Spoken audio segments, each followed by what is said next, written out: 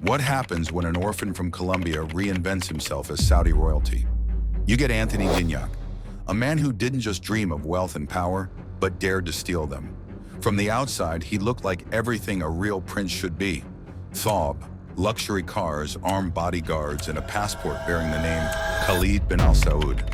But the truth was far more bizarre than the fiction he sold. Somehow, through sheer boldness and a dangerous understanding of human psychology, he stepped into the role of a Saudi royal and never stepped out. Over 3 decades, he scammed his way through the highest circles of power, checking into 5-star hotels, dining with CEOs, and orchestrating fake billion-dollar investment deals that had real people writing real checks. But the most incredible part? He nearly pulled off one of the biggest heists in the history, not with weapons or tech, but with charisma, confidence, and a flawless costume. Still, every con has a crack, and Gignac's unraveling began with one dinner order.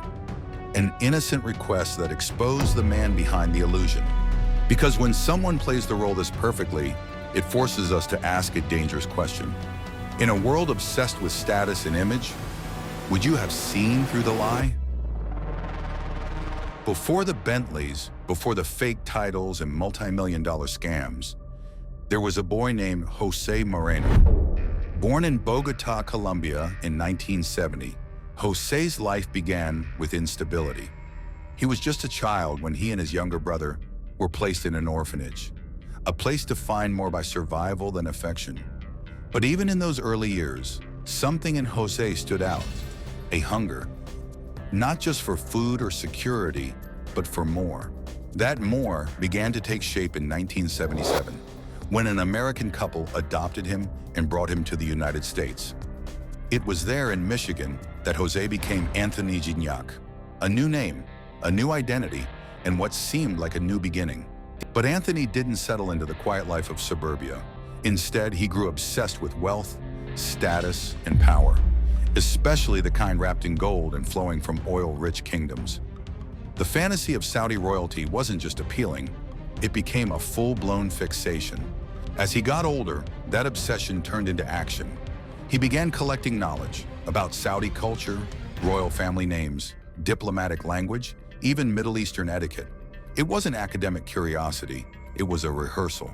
By his teens, Anthony was already experimenting with deception, using aliases, faking identities, and convincing strangers that he was someone more important than he appeared to be. Each lie that worked became fuel for a bigger one, and each success taught him the same lesson. Confidence can override suspicion. But his ambitions didn't end with petty impersonation. He wanted the world to not just believe in his identity, but to invest in it. That ambition exploded in his early 20s, when he declared himself Prince Khalid bin Al-Saud of the House of Saud. And just like that, the boy from Bogota had rewritten his life story into a royal saga. And so, he crafted an empire of perception, building a persona so convincing that he not only fooled civilians, but seasoned investors, security teams, hotel managers, and even government officials. By the time the 90s hit, Anthony wasn't just playing pretend, he was living the life. Private jets, designer clothes, diplomatic plates on luxury cars, and a trail of unpaid bills behind him. Each con funded the next, and each success made him bolder.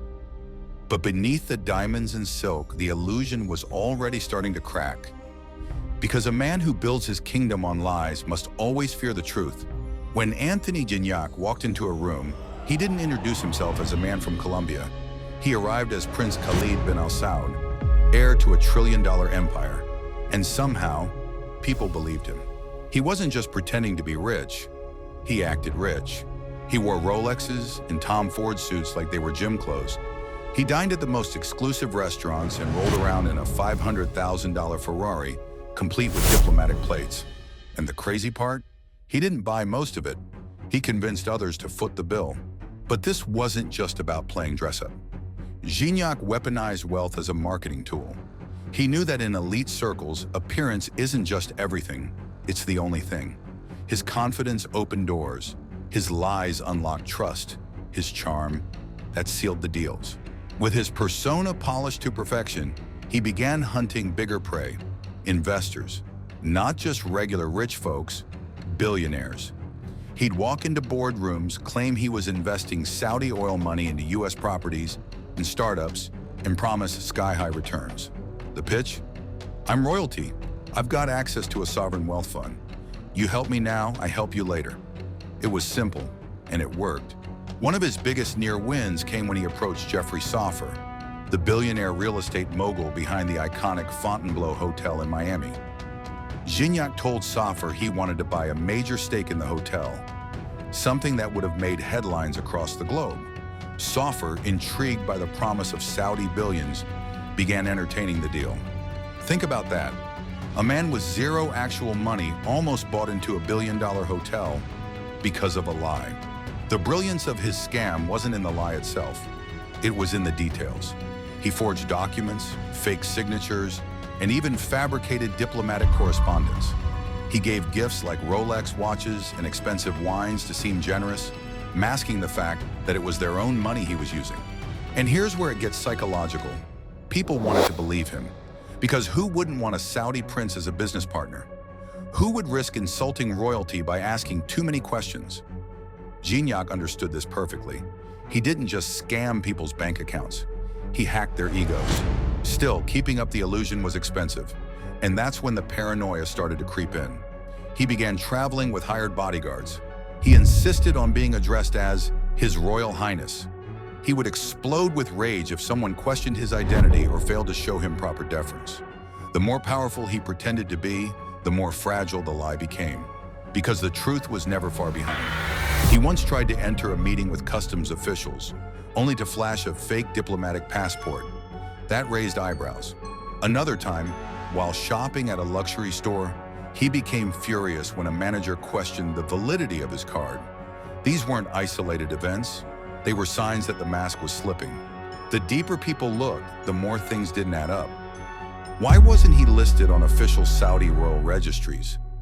Why were his finances vague? Why were his diplomatic documents so hard to verify? Anthony Gignac wasn't just impersonating royalty. He was defrauding people in plain sight. While posting photos of luxury dinners and exotic vacations on Instagram, his social media accounts were filled with images of gold-plated Lamborghinis, royal emblems, and veiled references to international diplomacy. It was a digital hall of mirrors, carefully curated to blur the line between illusion and reality. And for years it worked.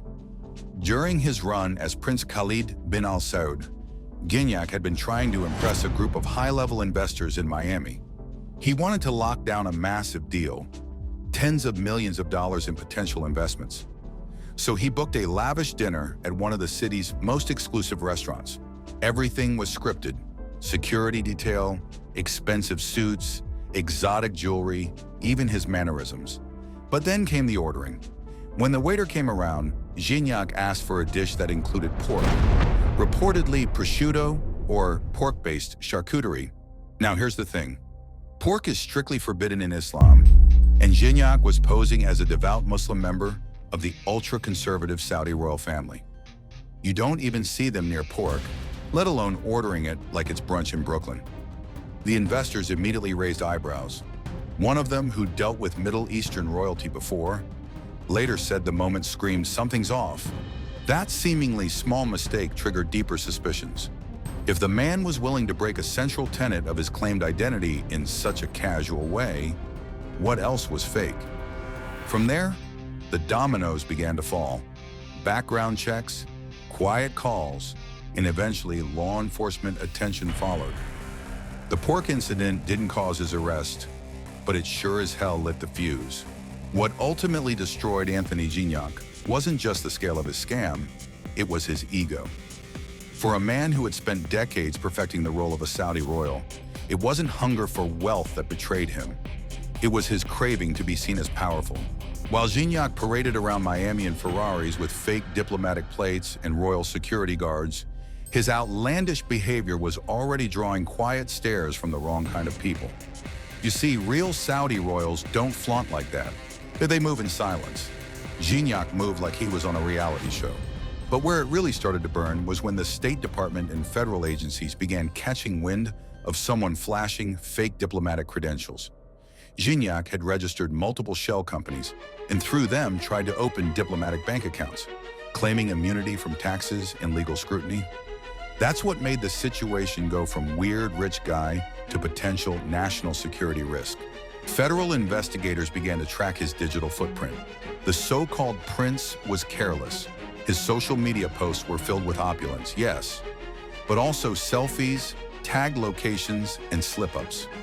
He posted photos from within luxury jets while wearing Saudi-style robes, but always forgot one key thing. Real royals never expose where they are. Gignac, he basically live-tweeted his scams. As the feds built their case, they quietly subpoenaed records from the banks he'd duped. Multiple institutions had received wire requests tied to offshore accounts in the Cayman Islands. Tracing the flow of money revealed a spiderweb of fraud. One tip led to another. Former associates began cooperating. Turns out Gignac had burned bridges and scammed even his own inner circle. People he promised tens of millions to, but never paid. A major break came when investigators confirmed that Gignac had used fake diplomatic letters of introduction, complete with forged royal seals and made-up embassy stamps, to gain access to meetings with high-ranking business people and even foreign officials. These documents were laughably fake, but only after you really scrutinized them.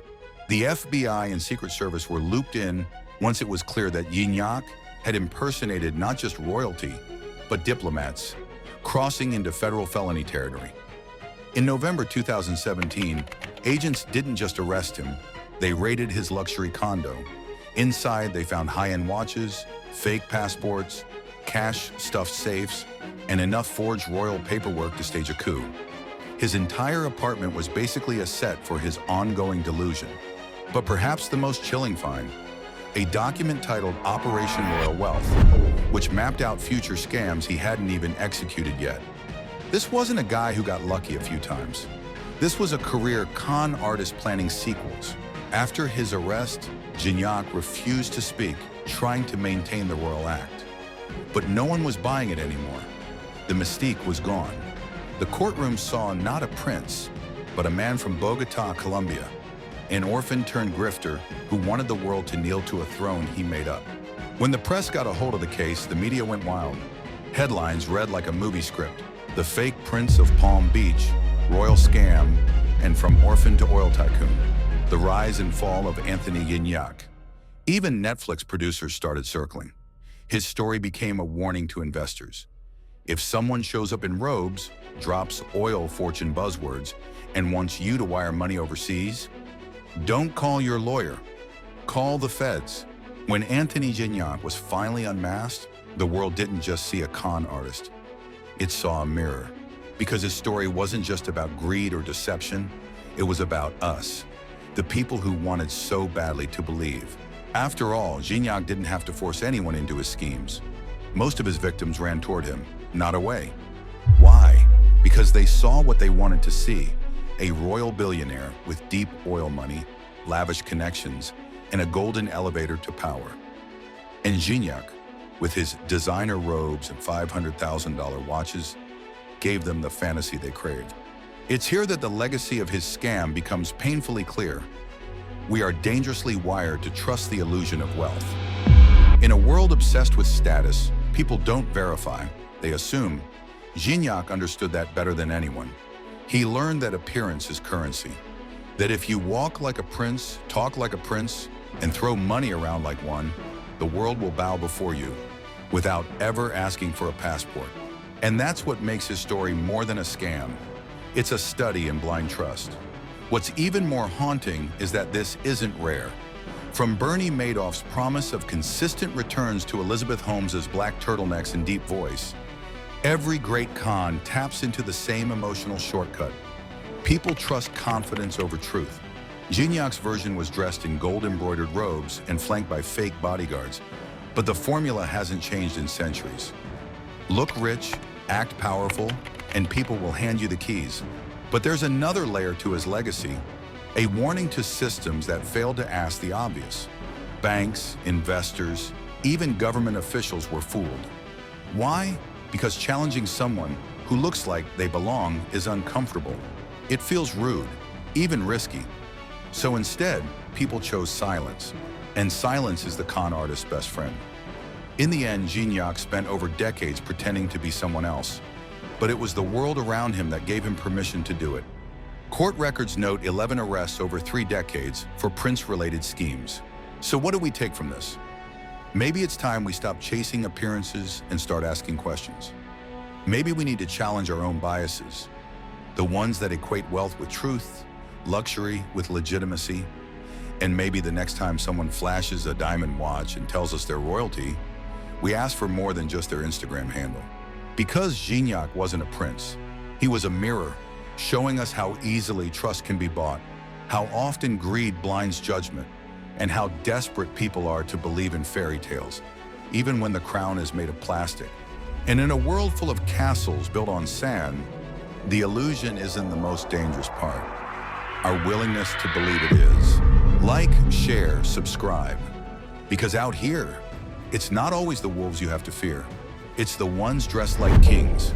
More real stories, more mind benders. Coming soon. Stay sharp, stay skeptical.